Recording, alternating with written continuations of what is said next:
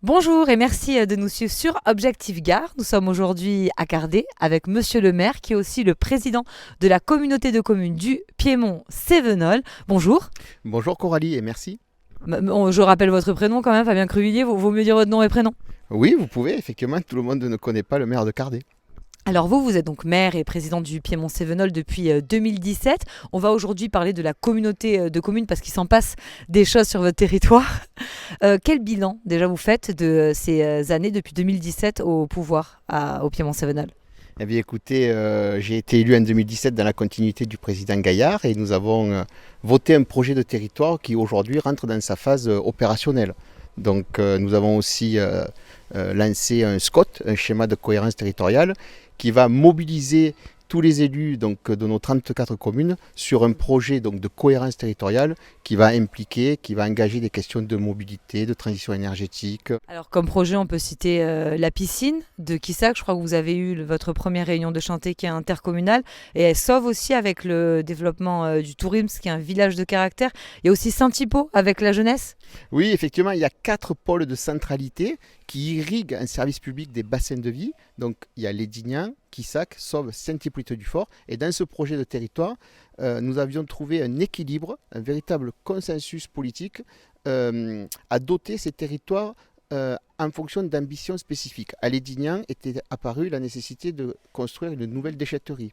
À Quissac, on a décidé ensemble de réhabiliter la piscine intercommunale pour qu'elle puisse accueillir tous les scolaires, mais pas seulement, pour qu'elle participe à l'attractivité du territoire et qu'elle soit un véritable service public pour les familles d'ici.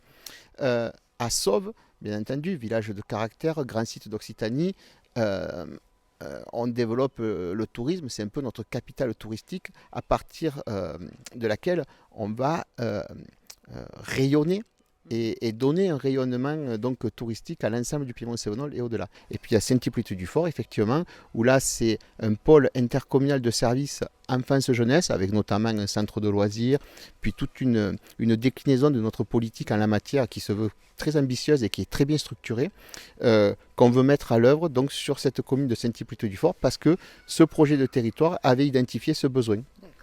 Allez, très rapidement, combien ça va coûter et comment vous allez financer tout ça? Le plan pluriannuel d'investissement, bon là je ne vous ai pas tout dit, s'élève à environ 5 millions d'euros. Et donc effectivement, comment on va le financer? Avec des subventions et avec notre capacité d'autofinancement. C'est-à-dire que bon, ça les élus connaissent bien. On a une gestion rigoureuse, sérieuse de notre fonctionnement qui permet de dégager des marges qui nous permettent de financer donc, nos projets structurants que je viens de vous énoncer. Vous n'êtes pas trop endetté, ça va? Non, ça va et on garde le cap et justement on y travaille et en prévision du prochain débat d'orientation budgétaire et du budget 2022, on va faire un travail avec l'ensemble des maires du Piémont-Cévenol sur les aspects financiers, sur les enjeux, parce que bien entendu, des projets, on en a beaucoup. Et donc, il faut savoir aussi se mettre autour de la table, discuter et trouver un espace de consensus parce que c'est le nerf de la guerre. Et le consensus, c'est parfois compliqué de le trouver. C'est notamment l'une des raisons de notre présence ici. Avec le maire de Saint-Hippolyte-du-Fort, il y a toujours des petits bisbilles. Il me brandit toujours la menace de quitter le territoire, de quitter la communauté de communes. Ça serait une perte pour vous puisque c'est la plus grosse commune. Comment vous faites? Quelles sont vos relations avec Monsieur Olivieri?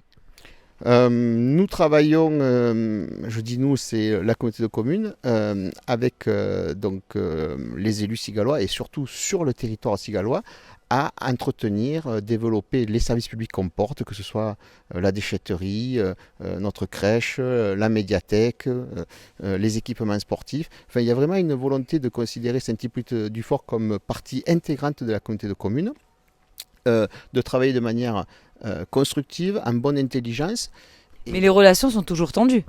Moi, vous savez, je crois aux forces, aux forces de l'humain, de l'humanité, de l'humanisme et au bon sens. Et je reste persuadé que on va trouver un cadre de travail efficient parce que ce qui compte, c'est l'intérêt général. Le reste, c'est peut-être croustillant, mais ça ne fait pas avancer grand-chose. Mais visiblement, lui, il estime que l'intérêt général de sa commune n'est pas, entre guillemets, respecté. Ce qu'on pourrait vous dire aussi aujourd'hui, et ce qui a changé, c'est que la loi fait que les communes peuvent partir plus facilement d'une communauté de communes avec les nouvelles dispositions législatives qui ont été prises, et que Hélène Meunier, qui est son élue, je crois que c'est la première adjointe de Saint-Hippolyte, elle est rentrée à la CDCI, qui décide aussi de ces changements de communes dans différentes intercommunalités. Est-ce que ça vous fait peur ? Écoutez, à ce jour et à ma connaissance, il n'y a pas de sujet à ce que Saint-Hippolyte-du-Fort change de pâturage. Peut-être qu'il y a un sujet, cette fois, sur l'administration de votre communauté de communes, puisqu'on a vu ces derniers mois, il y a eu plusieurs départs de fonctionnaires. Comment vous appréhendez ça et surtout, qu'est-ce que vous faites pour lutter contre la fuite de cerveau, si on peut s'exprimer ainsi ? Alors bien sûr, oui, je ne suis pas dupe, on a perdu des cadres très importants, très compétents.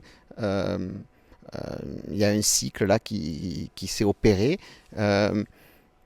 Nous prenons les choses à bras le corps. Nous lançons un diagnostic qui vise à tirer tous les enseignements, toutes les conclusions, comprendre tous les tenants de cette situation. C'est une forme d'audit ? C'est une forme d'audit, mais c'est quelque chose de plus prospectif, parce que le but c'est de garder le cap politique pour que celui-ci puisse se décliner dans le projet d'administration. Et donc il s'agit aujourd'hui peut-être de reconstruire ou de restructurer une administration efficiente, parce que vous l'avez compris, le projet de politique, il est ambitieux. Nous avons de formidables agents dans nos services, nous avons de formidables responsables, nous avons des gens tout à fait remarquables. Nous avons perdu des très précieux, mais ce n'est pas pour autant qu'on ne doit pas garder le cap et que le bateau doit couler. Moi, je suis déterminé, nous sommes déterminés avec les élus qui m'entourent à tirer un trait et à aller de l'avant et à se réinventer. Mais ça se voit que c'est compliqué parce qu'on parle beaucoup de politique, des soucis politiques, mais dans l'administration, il peut aussi avoir des problèmes et des problèmes de management finalement. Oui, c'est la vie de toute collectivité, c'est la vie de toute collectivité un peu importante, un peu imposante. Après, attention, ça fonctionne. Nos crèches, nos déchetteries, nos centres de loisirs, ça fonctionne. Il y a effectivement peut-être, et je le concède tranquillement, une recomposition de notre structuration à voir, mais le service public à ce jour est assuré, c'est ça l'essentiel.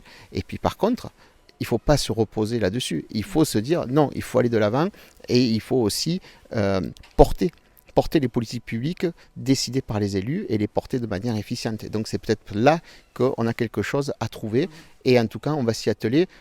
Comptez sur moi, j'y suis mobilisé à plus de 100%, je peux vous le dire tranquillement dans les yeux, chère Coralie. Merci beaucoup Monsieur Cruvillier, puis l'information continue sur Objectif Gare, restez connectés.